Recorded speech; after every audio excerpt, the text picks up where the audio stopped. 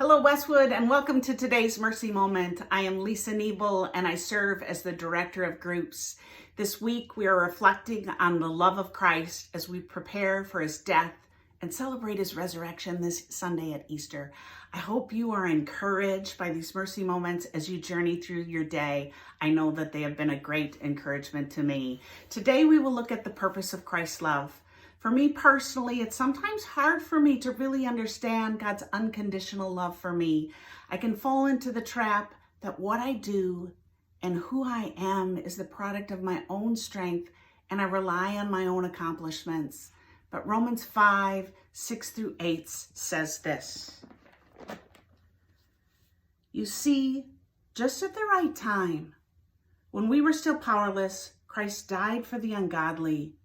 Very rarely will anyone die for a righteous person, though for a good person, someone might possibly dare to die. But God demonstrates his own love for us in this: while we were still sinners, Christ died for us.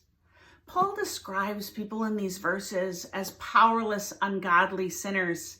I got stuck on the word powerless. I don't tend to see myself as powerless. I tend towards words like self-sufficiency and independence. Just ask my husband. I like to do things myself. I don't like to ask for help. But what I've come to understand through these verses is that not understanding my sin limits my understanding of God's love and grace and what Jesus did on the cross. It's my failures where God is working on me. It's where I fall short that reminds me that I am not the savior of my own life. And I come to understand that Christ died for me while I'm still a sinner.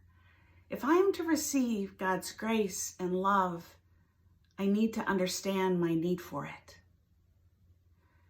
We don't have to do a thing for God to love us. I've heard God's love and grace described by J.D. Greer like this: God's love and grace is like being on The Voice. Any voice watchers out there?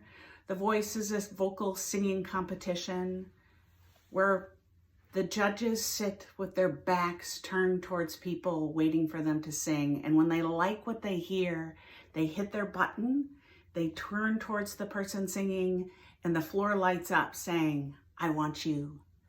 God's love can be described as this: imagine that you're standing on the stage, getting ready to sing, and God is sitting in the chair. The great thing about God is that he turns his chair towards you before you ever utter a note, and he says, I want you, and I love you. That is so helpful for me to understand God's love and what Jesus did on the cross. I hope it's helpful for you too. God bless you in your day.